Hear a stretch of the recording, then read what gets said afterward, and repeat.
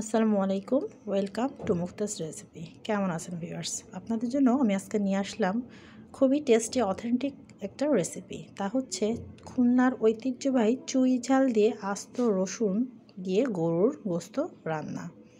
তা চলুন শুরু করা যাক আমার মূল রেসিপিটি। এই তো ফার্স্টেই আমি একটা প্রেশার কুকার নিয়ে নিয়েছি তাড়াতাড়ি রান্নাটা হওয়ার জন্য। এখন নিলাম সয়াবিন তেল, পরিমাণ মতো তেল নিয়ে নিয়েছি। এখন নিলাম তেজপাতা, শুকনো ঝাল, এলাচ, দারুচিনি একটু ভেজে নিব। এই তো এখন আমি এক বাটি পরিমাণ স্লাইস করা পেঁয়াজ নিয়ে নিলাম। এখন কিছুক্ষণ পেঁয়াজটা একটু ভেজে নেব। এই তো পেঁয়াজটা আস্তে আস্তে আমার প্রায় ভাজা অর্ধেক হয়ে গেছে। এখন এই অবস্থায় আমি আস্ত টমেটো এভাবে কেটে নিয়েছি, ফালি করে নিয়েছি, আর টমেটো আর পেঁয়াজ পেস্ট করে নিয়েছি, আদা রসুন জিরা পেস্ট, লাল মরিচের গুঁড়া, ধনিয়ার গুঁড়া, সামান্য হলুদের গুঁড়া, টক দই, সয়া সস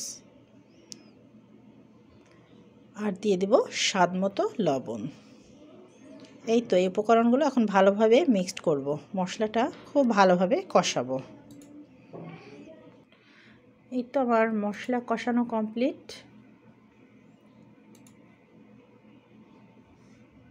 এই তো এখন আমি সামান্য পরিমাণ পানি দিয়ে দিলাম যাতে মশলাটা পুড়ে না যায়।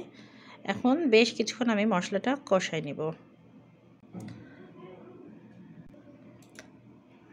এই তো এখন আমি টুকরো করে রাখা গরুর গোস্তগুলো এখানে অ্যাড করে দেব। আগেই ধুয়ে পানি ঝরিয়ে রেখেছি, এখন আমি অ্যাড করে দিচ্ছি। পানি ছড়িয়ে নিলে বেশি ভালো হয়, তাহলে বেশি সেই খুলনার ঐতিহ্যবাহী চুই ঝালটা গরুর গোশের সাথে রান্না করলে কিন্তু টেস্টটা অনেক বেড়ে যায়। দিয়ে দিলাম এরকম একটা স্লাইস পরিমাণ লেবুর রস। লেবুর রসটা মাস্ট বি দেওয়ার চেষ্টা করবেন।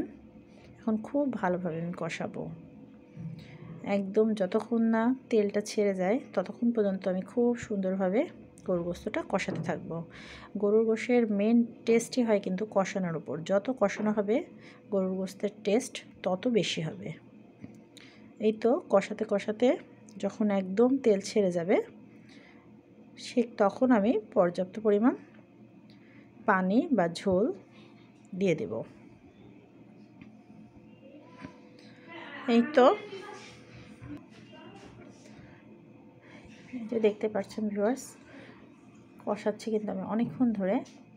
এখন একদমই তেল ছেড়ে দিয়েছে, ভিতর নিচটা একদম একটু লাগা লাগা ভাব। এই অবস্থায় আমার কষানো কমপ্লিট। এখন আমি এখানে দুটো স্লাইস করা আলু দিয়ে দেব।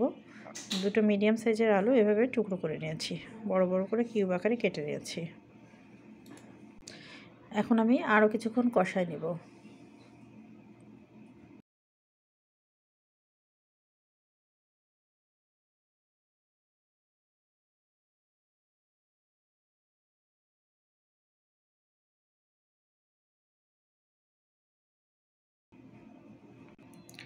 এই তো কষানো কমপ্লিট। এখন আমি দুইটা আস্ত রসুন, উপরের পাটটা জাস্ট একটা পাট পর্দার মতো, সেটা খুলে নিয়েছি, ধুয়ে নিয়েছি।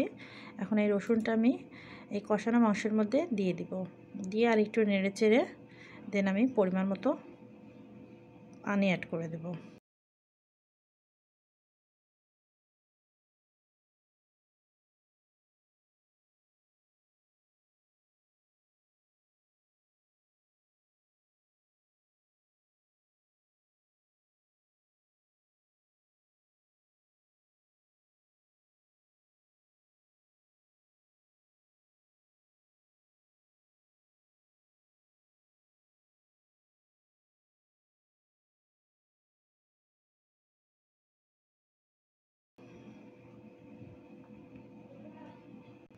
এই তো ভিউয়ার্স দেখতেই পাচ্ছেন আমি খুব ভালোভাবে কষিয়ে নিয়েছি, একদম ভাজা ভাজা মতো হয়ে গেছে। এখন আমি পর্যাপ্ত পানি অ্যাড করে দিচ্ছি।